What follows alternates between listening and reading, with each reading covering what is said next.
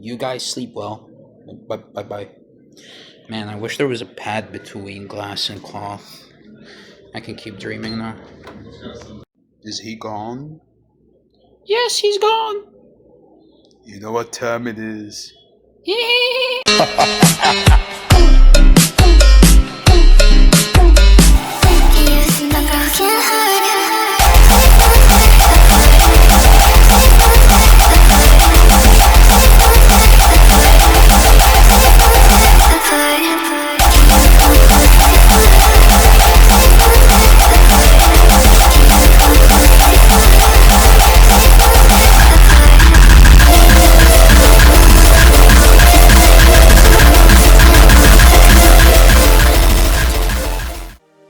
Hello everyone, it's Ray, and I said in my previous video that I want to do budget pad reviews, and this is going to be my first one.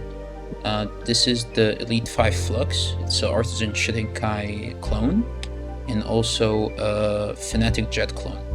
Some people call it the X76 pad, because this pad is very famous in the Quake community. That's where I actually heard about it first.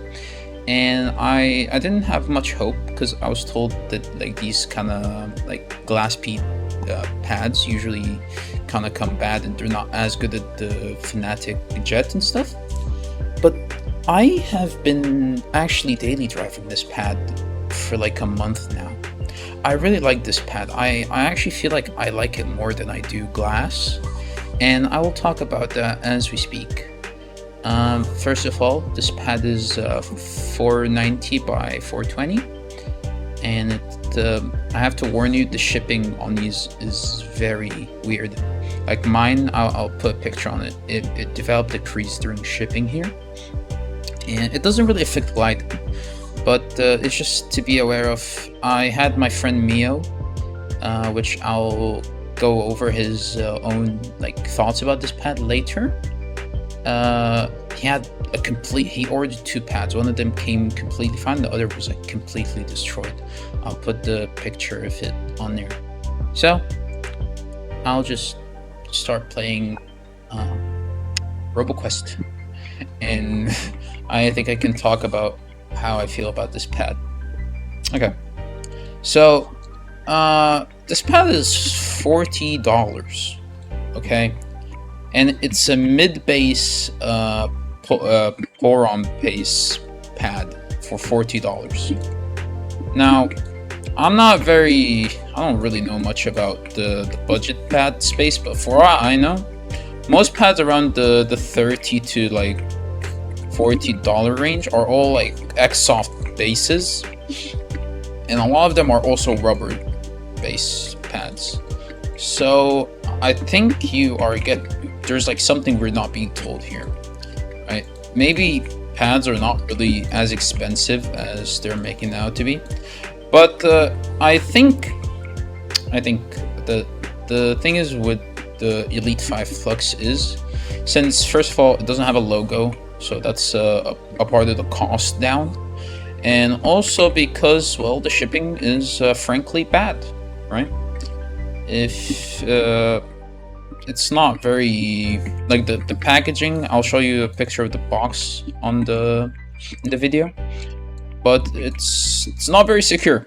And like I said, I'm not the first one to experience damage on my pad, and that is unfortunately a risk you'll have, especially since this is like a glass bead kind of pad, so the creases are very like visible. But I suppose that his like the other elite5 pads, like the ones like the Luma, the E83, I think all those won't have that problem because they don't have the glass coating, right? So I don't think that they would experience as much bending in the shipping. So I really do think maybe if you want to go for their other pads, it's also good. But the problem is, like, obviously they're saving costs at the end of the day, so don't expect this to be like a flawless kind of product. But I think, like, again, for $40, I do think this is a pad I can like recommend to everyone. Especially because this is a really competent speed pad. From what Mio told me, it's very comparable to the Fnatic Jet. It's like the Fnatic Jet, but with more stopping power, and that's one thing I want to like talk about. I really like this pad because of the stopping power, like the tracking speed, like the static and dynamic friction. They don't feel like, especially the static friction. It doesn't feel so bad that I can't like track. So it actually felt really good in like reactive tracking scenarios, kind of like the SkyPad 5.0 did. It was, but the problem with the SkyPad is just like it had no stop power, so it was just like kind of, it felt bad, in a way. And like I told you, I'm kind of a alright aimer myself. I'm like VT Nova, and it's just like with the SkyPad, it's just so hard to stop your flicks. It's just like it takes. That's the thing with glass. It's like since it takes more skill, it feels way less consistent. So yeah, that's also one thing I really love about cloth, and which is something I love about this pad. It's just like I play so much more consistently on this pad. Is it a skill issue? Yes, it is. But I just think that, and I'll make a video about this sometime, especially now that I got good on the glass pad and shit. I want to make a video about I don't think glass is every time I hear someone talk about glass pads, they're like, "Oh, bro, you gotta get glass." It's like what you need to achieve your best aim. It's like highest skill ceiling. It's like the problem is like people who say that they're like nowhere near the skill ceiling, right? And even people at the top, they're on cloth. Like Matty's on cloth, Viscos is on cloth. I mean, my favorite aimer, which is Clover, is on glass. But that's Clover. He plays like really high sense on everything, so he kind of like bypasses, because since he has to make smaller movement, he still has to make less effort into stopping them. So that's his workaround, right? Is playing high sense. And I don't think that's achievable for most people. Most of us are not celestial control tracking, right? So what else? Yeah, I'll hopefully be making a video on that when I want to like ask around more, because I feel like this sentiment of peak aim is not on glass is not shared enough. But I am kind of out of the aim community right now, so I don't really want to talk to people there. What else? Yeah, I want to like say that like I feel like the durability on this pad is amazing too. Like I feel like it had a breaking period, but I just feel like that though.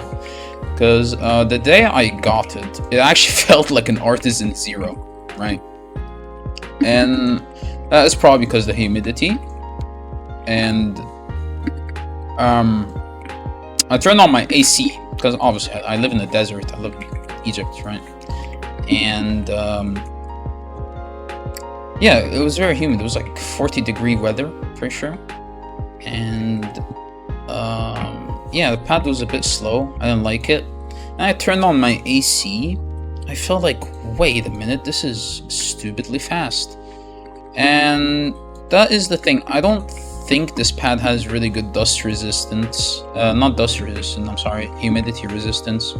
Like, I think this pad probably doesn't really have that much, what was it called? Durability, if it's not that very humidity resistant. But you can correct me in the comments. I'm not very knowledgeable about durability and stuff like that. Again, I don't have mini pads.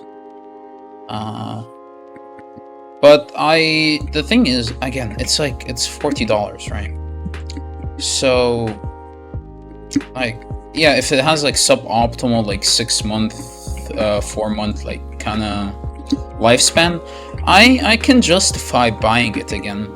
And there's something that like people don't talk about when it comes to like cost on mouse pads and just like mice and whatever in general, is the companies like Artisan and Wallhack. Even though like the Artisan pads specifically, they don't seem to be like that expensive. Problem is, it's like, because they list the full product price in the package, when it goes through customs, some countries make you pay like a custom clearance tax, which I'm pretty sure that is not in all countries. It is a thing for me in Egypt, and I'm pretty sure it's a thing in Brazil. So you end up paying like a 30% more pricing on the pad you already bought, which is already expensive for you in those countries, right? So you end up paying for like, instead of paying for 2 pads, you're kind of paying for 3 pads. So, and you just can't kind of justify it, you know what I mean? That's why I don't really like ordering Artisan. Like, I don't like the pad is like so expensive, and I have to like change it every now and not every now and then. It's not very optimal for me. And like I said in the SkyPad video, I got the SkyPad because it's like gonna last me forever. Yeah. I need to talk about the texture of this pad. I remembered. It has like, you know when you run your fingers across like laminated glass?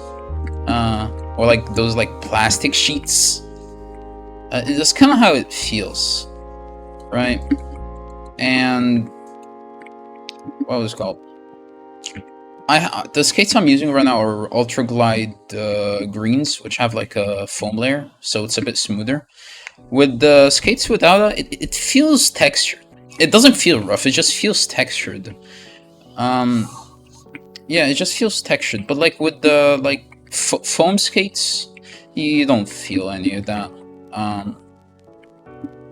Yeah, I don't think texture is a big part of this pad. I will say though, I think this has to do with the texture, is this pad has the best sleeve compatibility out of any cloth pad I've ever tried in my life. I am like happy to say that this has better sleeve compatibility than the Raiden, which was the pad with the best sleeve compatibility in my opinion.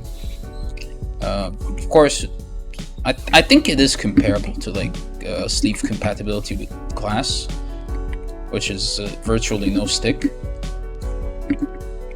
Yeah. What else? Oh yeah, this pad came with the Asceta skates, POM skates, which are supposed to also be like an Artisan P8 skate copy. Not very sure how to say their name, but I'm pretty sure they are just the same OEM, because I see that same skate on like hundreds of listings on AliExpress, and I think they're all the same manufacturer slash like factory, including Artisan. So I think they're comparable. I haven't really used them. I put them on my F1. I think they just make this pad feel like glass. I really don't know. They just make this pad feel like glass, and I just don't like that, because that's not what I'm trying to achieve with this pad.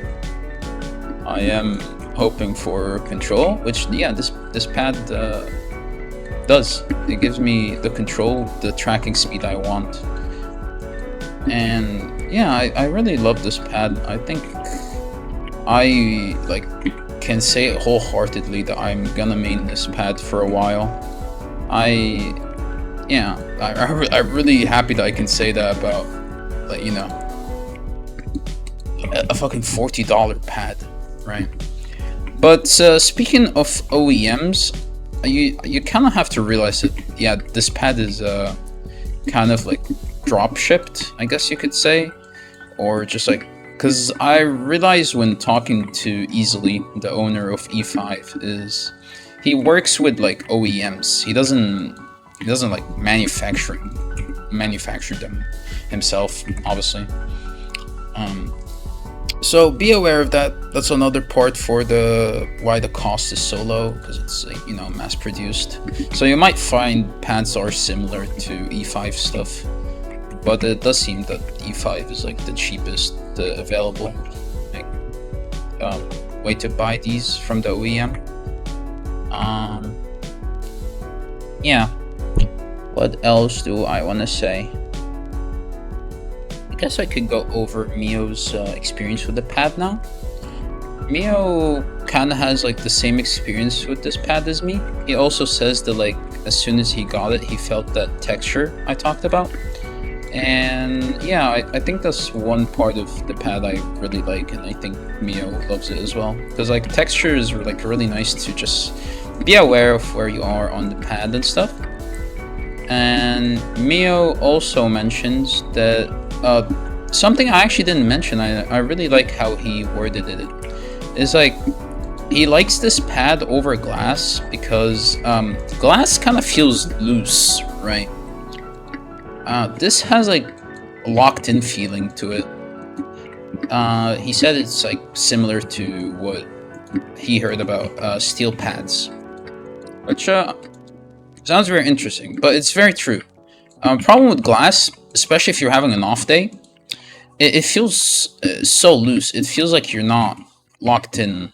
You feel locked out in a way. And yeah, this I think it's just a property of cloth after all. It's just like how locked in it feels all the time. You just don't feel locked out. That's like a part of why it's very consistent in games. And if you've been watching my videos, you'd notice this is probably the best fucking RoboQuest gameplay I've had ever, because yeah, this pad just has insane stopping power. I really love it. I'm sorry, I locked in a little there. Yeah, I think I don't have much more to say here. So takeaways: be careful of the shipping, and just know that there's a reason this pad is as cheap as it is. But if you do get a good copy, this pad is like worth every penny, and I can like wholeheartedly recommend it to everyone. And yeah, I'm glad that there's pads within this price point that are actually good. Because like my biggest worry about this series is it's like I'm scared I'll buy pads and I'll just never use them because they're budget, because they're shit, right? No, I wanna, when I wanna recommend something, I wanna recommend it like wholeheartedly. Like I wouldn't recommend you something I wouldn't recommend to myself, right? So yeah. Next pad I have in store is, I don't know how to say that name, but it's called the Do. I'll put a picture of it. I'm pretty sure it's supposed to be a Zero clone. I have used the Zero before, and I didn't really like that pad. Just because like it wasn't sleeve compatible. And yeah, I kind of sold it. So I was just looking for like a cheaper alternative, because I want to try, because I just want to have, because like now I have a good like balance pad, which is the Flux, and just a pure speed pad, which is the SP. And I'm just looking to have a control pad now. And yeah. Yeah, I hope you guys had fun watching this video. I'm gonna stop so I can wrap this video up right now. I hope you guys had fun watching this video. I'm really happy that I can make this video. I've been wanting to make it for a while.